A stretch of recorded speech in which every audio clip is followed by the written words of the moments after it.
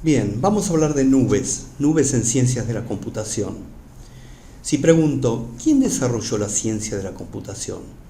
Muchos van a responder, bueno, fue Steve Jobs o Bill Gates. En realidad ellos no inventaron nada, solo pusieron en cajas lo que ya estaba inventado y vendieron cajas. La ciencia de la computación fue desarrollada por grandes matemáticos, comenzando con Babbage y su máquina analítica, pero también Turing, von Neumann, Boole, Ullmann y muchísimos más. Toda la ciencia de la computación deriva fundamentalmente de conceptos matemáticos. Ahora sí pregunto, ¿quién fue el primer programador? No existió un primer programador, existió en cambio una primera programadora, Ada Lovelace, hija del poeta Lord Byron, cuya madre la introdujo desde muy temprano en el estudio y la belleza que se esconde detrás de la matemática. Ada fue discípula de Babbage y estaba fascinada con las máquinas, en especial con el telar de Jacquard, que permitía controlar procesos. Ella dijo algo muy interesante. Ella dijo, así como el telar teje hojas y flores, nuestra máquina analítica tejerá álgebra. A mi entender, su mayor contribución fue pensar la máquina analítica de Babbage no como una máquina de cálculo numérico, sino como una máquina capaz de operar con símbolos.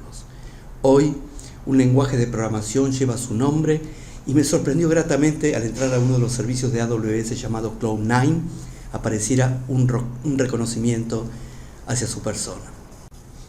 Me viene a la mente ahora otro gran matemático, Donald Knuth.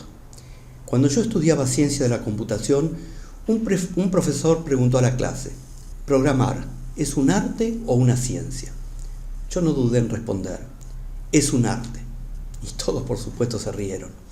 Su obra, que abarca varios tomos y son la Biblia de cualquiera que estudie análisis algorítmico, se titula El arte de programar ordenadores. Y es un arte porque no existe una única forma de resolver un problema. Al leer código podemos encontrar belleza y elegancia en el desarrollo de un algoritmo. Y con el desarrollo de los lenguajes de programación aparecieron los lingüistas. Observen a este hombre, Noam Chomsky. Hoy Chomsky es más conocido por su activismo político, por su crítica radical al capitalismo y a la política exterior de los Estados Unidos. Pero lo cierto es que fue Chomsky quien estableció la clasificación de las gramáticas de todos los lenguajes formales, en lo que se conoce como la jerarquía Chomsky. Si programando usamos expresiones regulares, eso corresponde a una jerarquía de la gramática Chomsky. Y si hablamos de mujeres matemáticas notables, no podemos dejar de pensar en Emmy Noether, a quien se le negó durante toda su vida un puesto de trabajo en la universidad por la única razón de ser mujer. Solo se le permitió asistir a las cátedras como oyente. Fue Emmy quien, a pesar de esto, siguió estudiando y se la reconoce hoy como la creadora del álgebra abstracta. En mi época de estudiante no existía internet. Había que comprar libros caros de muchas páginas. Una de las editoriales era Rops, bien reconocible por sus tapas rojas. Alguien hizo notar que en los textos siempre se referían al género masculino. En inglés los pronombres personales y posesivos tienen género. ¿Qué hizo la editorial? En lugar de inventar nuevas palabras o decir él o ella, pasó todo a género femenino. ¿Alguien se sintió excluido u ofendido? No. Ahora bien, ¿eso ayudó a que más mujeres se interesaran por las ciencias de la computación? No. Le escuché decir a una chica uruguaya que tiene un canal de YouTube que las mujeres latinas representan solo el 1% de mujeres que estudian y trabajan en ciencias de la computación. Toda la ciencia de la computación está basada fundamentalmente en matemática, en alguna de las múltiples ramas desarrolladas por la matemática. Veamos esta fotografía. Es una fotografía digital. Las cámaras digitales modernas agregan a la fotografía algo llamado metadatos, es decir, datos que hablan de datos. En este caso, hablan de la imagen en sí. Por ejemplo, nos dicen en qué fecha y hora fue tomada, la cámara y modelo usado, la apertura de diafragma, el tiempo de exposición, si tuviera un GPS nos puede indicar el lugar donde fue tomada, etc. Si la máquina está en modo automático, para lograr una imagen nítida, realiza complejos cálculos matemáticos. toda esa información es técnica, pero ¿podríamos hacer inferencias a partir de la imagen misma? Por ejemplo, reconocer en esta imagen que es día, que hay 3 jovencitas en la playa, que están alegres, estimar su edad, tal vez de qué país o región provienen.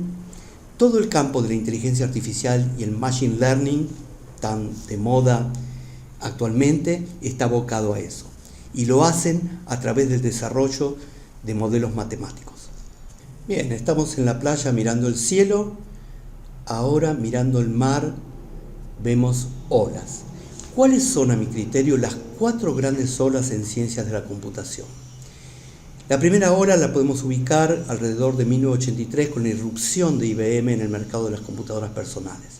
Si bien ya existían máquinas pequeñas, eran básicamente una curiosidad, se usaban para juegos, muy pocos sabían o habían oído hablar de computadoras.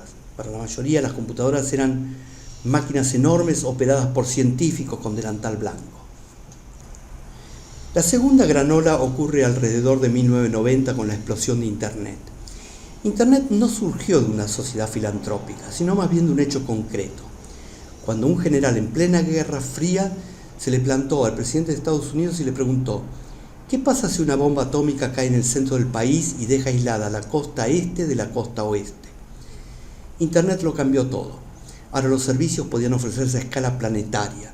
Eso presentaba una cantidad de problemas a resolver, entre otros la codificación que permitiera representar todos los alfabetos de todo el mundo. Cuando Internet se volvió masiva, lo extraño no era que a uno se le ocurriera algo para hacer. Lo extraño es que no se le ocurriera nada. Internet fue una fiebre, como la fiebre del oro. En esos tiempos el lugar para estar era California. Un grupo de amigos se juntaba en un bar, tomaban unos tragos, tal vez fumaban alguna hierba, pensaban en alguna idea y a las 4 de la mañana dibujaban en una servilleta de papel la idea y el plan de negocios. Y lo más probable es que al otro día consiguieran un inversor. Eso se conoció como la burbuja de Internet. Todos pensaban que todo iba a pasar por Internet y nadie quería perderse el tren. Luego se supo que algunos negocios funcionaban y otros, la mayoría, no iban a funcionar. Internet es una red de redes. Los mensajes que salen de un punto A tienen que llegar a un punto B atravesando muchas redes y para lograr esto, en algunos casos los mensajes deben fragmentarse en lo que se llaman datagramas. El protocolo IP, que es uno de los protocolos que gobierna Internet, no asegura que los fragmentos lleguen en un orden, no asegura que los fragmentos sigan una misma ruta y tampoco asegura que los fragmentos lleguen, pero debe hacer su mejor esfuerzo.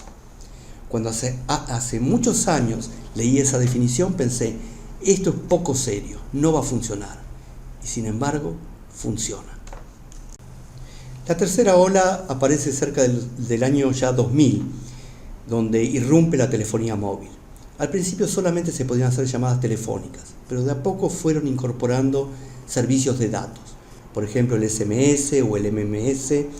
En ese tiempo los teléfonos tenían teclas, no había Android, no había iOS, pero ya se vislumbraba el enorme potencial de un dispositivo pequeño que pudiera llevarse a todas partes en un bolsillo. En aquella época yo me encontraba trabajando con mi socio y nos asociamos a Ericsson pensando en qué tipo de servicio de datos podíamos ofrecer. Recuerdo haber escrito un pequeño documento donde yo decía que era muy difícil que Internet llegara a la telefonía móvil de la misma forma que llegaba a una computadora personal, debido en primer lugar a las limitaciones del tamaño de la pantalla, pero sobre todo porque era absurdo pensar que alguien iba a ir por la calle caminando mirando su teléfono. Bueno, ya ven. Bueno, finalmente llegamos a la cuarta ola, ya cerca de el 2008, en lo que se dio a llamar Cloud Computing, es decir, computación en la nube. Para entender el cambio radical que esto produjo, pensemos en cómo era antes. Uno tenía una idea, quería realizar una pequeña prueba de concepto o llegar a un MVP, tenía que comprar una máquina, alquilar un espacio en un data center, montarla en un rack, luego tenía que instalar el sistema operativo, los parches, finalmente instalarle la aplicación de uno y algún sistema que velara por el buen funcionamiento del servicio. Si nuestra máquina se rompía, había que repetir todo el proceso anterior. Si el data center sufría un desperfecto, nos quedábamos sin servicio. Todo eso llevaba mucho tiempo y esfuerzo. Imaginemos ahora que en lugar de comprar, puedo rentar una máquina. Elijo el tamaño de la máquina, el tamaño del disco, el sistema operativo, le doy arranque y todo lo anterior que antes tenía que hacer a mano ya viene provisto. Es más, supongamos que quiero instalarle una aplicación como, por ejemplo, WordPress. En lugar de tener que instalarlo, le digo a la máquina, también ya venga provista con esa aplicación. En este caso, yo pago por el tiempo que la máquina está encendida. Cuando termino mi prueba, la pago. Si la máquina es pequeña, pago un valor ínfimo o cero. Entonces, si quiero realizar una prueba de concepto, el costo de infraestructura no es un condicionante. De ahí que hoy cualquier startup pueda mostrar su idea funcionando rápidamente y con una mínima inversión en infraestructura. Pero hay más. Supongamos que quiero crear una red que incluya subredes, poner máquinas en esas subredes, es decir, no quiero correr solo una máquina, quiero armar mi propio data center. También puedo hacerlo, y puedo hacerlo escribiendo un programa. Es decir, ahora puedo construir mi propio data center sin poner un solo ladrillo, lo creo por software. Eso se llama infraestructura como servicio. Los dos grandes jugadores que en la actualidad proporcionan estos servicios son AWS de Amazon y Azure de Microsoft. Por supuesto que existen otros jugadores, pero estos son los que hoy en día dominan el mercado. Para lograr esto, tanto Azure como AWS han desplegado enormes data centers en distintas regiones del mundo. Cada región a su vez está dividida en zonas de disponibilidad, que son data centers próximos, completamente aislados uno de otro, pero conectados a través de enlaces de alta velocidad. Entonces puedo hacer que mi servicio esté en dos zonas de disponibilidad, de forma que si una zona deja de funcionar, el tráfico es redirigido hacia la otra zona. Pero no hay que pensar que simplemente se ha reemplazado un data center físico por otro imaginario, en el sentido que no podemos ver ni tocar nuestras máquinas. Estas nubes también proporcionan otros servicios llamados managed.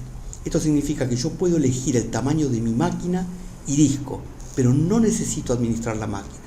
Por ejemplo, si quiero una base de datos, obtengo una base de datos, pero no tengo que preocuparme por administrar la máquina donde mi base de datos corre.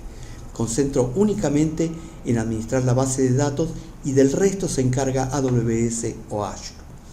Existen otros servicios llamados serverless, donde directamente yo no elijo nada. Uso el servicio y eso se conoce como software as a service. Por ejemplo, la invocación a una función que ocurre ante un evento. Si pongo en la dirección de mi navegador esa dirección, puede llamar a una función que ejecuta algo y me devuelve un resultado. En este caso solo pago por el tiempo que esa función se ejecuta.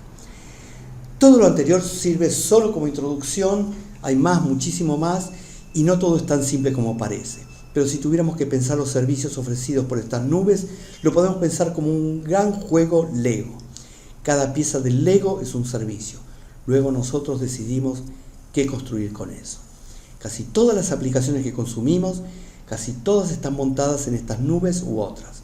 Facebook, Twitter, Netflix, Tinder, Amazon Prime, Despegar, Mercado Libre. Ahora todo se ha mudado a la nube.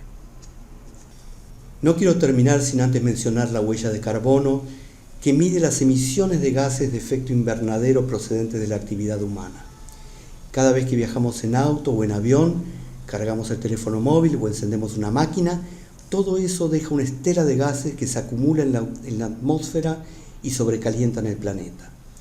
Cada vez que enviamos o reenviamos un meme o algo que nos resulta gracioso, eso va a parar a esos enormes data centers que consumen mucha energía y deben ser refrigerados. Y no hablamos de unos pocos, hablamos de miles de millones de mensajes que se transmiten por día. Hay que pensar en eso. Bueno, llegamos al final. Se hizo noche. Ahora en el cielo no vemos nubes, vemos estrellas. Entendemos que nuestro mundo, nuestra única casa por el momento, es demasiado pequeña y frágil para ser descuidada.